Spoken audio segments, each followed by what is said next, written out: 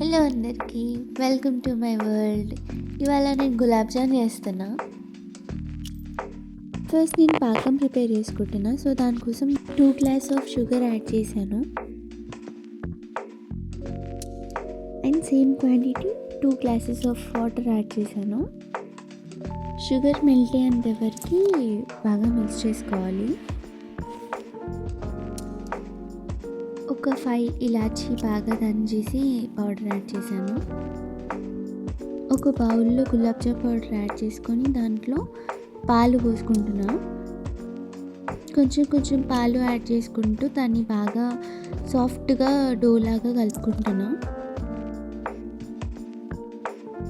కొంచెం ఈ కన్సిస్టెన్సీ వచ్చేంత వరకు దాన్ని కలుపుకొని పక్కన పెట్టేసుకొని, సో అప్పటి వరకు మనకి పాకం కూడా పక్కన స్టార్ట్ అయిపోయింది. సో తర్వాత నేను అవి ఫ్రై చేయడానికి ఇంకో బౌల్లో ఆయిల్ వేసుకొని, ఎక్కువ వేసుకోలేదు, ఎంత సరిపోతుందో అంత ఆయిల్ వేసుకొని ఇక్కడ నేను ఆ డోని చిన్న పీసెస్ లాగా సెపరేట్ చేసుకుంటున్నా, because same quantity of size రావడానికి. ఇప్పుడు నేను దీన్ని ఇలా చూపించిన విధంగా బాగా రౌండ్ వచ్చేలాగా దాన్ని ప్రెస్ చేసుకుంటూ రౌండ్గా చేశాను.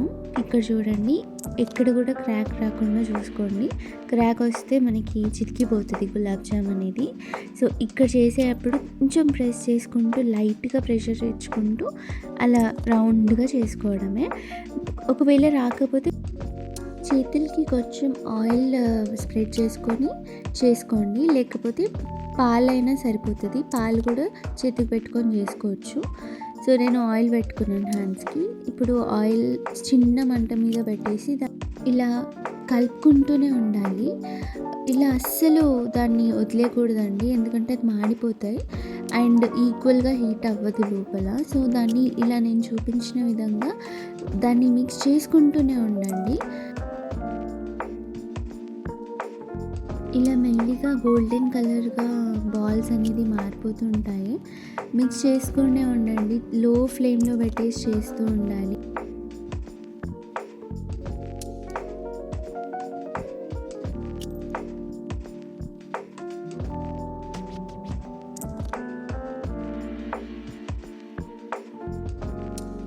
చూడండి, మెల్లిగా కలర్ చేంజ్ అవుతూ ఉంది.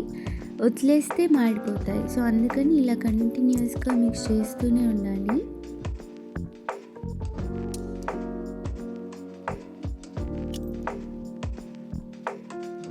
వన్స్ మనకి కావాల్సిన కలర్లో వచ్చిన తర్వాత తీసేసి ఒక ప్లేట్లో వేసుకుంటున్నా. సో ఒక బాల్ని తీసుకొని నేను ఇలా చూస్తున్నా, దాని లోపల ఏదైనా పచ్చిగా ఉందేమో అనేసి. అసలు లేనే లేదు, మంచిగా ఫ్రై అయిపోయింది. ఇప్పుడు నేను ఆ పాకం ఆఫ్ చేసి కొంచెం హీట్ తగ్గిన తర్వాత దాంట్లో నేను చేసుకున్న గులాబ్ జామ్ బాల్స్ అన్నీ పాకంలో వేసేసిన అనమాట. బాల్స్ అన్నీ మిక్స్ చేస్తున్నా. ఇక్కడ పాకం మంచిగా పట్టేలాగా కింది నుండి మొత్తం బాగా కలుపుకుంటున్నాను. ఇక్కడ చూడండి, మొత్తం బాగా పట్టేసింది పాకం అనేది బాల్స్కి. కాసేపు కొంచెం నేను సైడ్కి పెట్టేసి ఇక్కడ చూస్తున్నా మొత్తం ఎలా ఉంది ఏంటి అనేసి. ఒక్కటి కూడా మాడకుండా ఆ కలర్ ఎంత బాగుంది చూడండి. చాలా సాఫ్ట్గా వచ్చాయి గులాబ్ జామ్స్ అనేది. సో ఇప్పుడు నేను తినడానికి రెడీ చేసుకుంటున్నా. చాలా పర్ఫెక్ట్గా వచ్చాయి గులాబ్ జామున్. మీకు నచ్చితే మీరు కంపల్సరీగా ట్రై చేయండి ఇంట్లో. Thank you for watching. See you. Bye.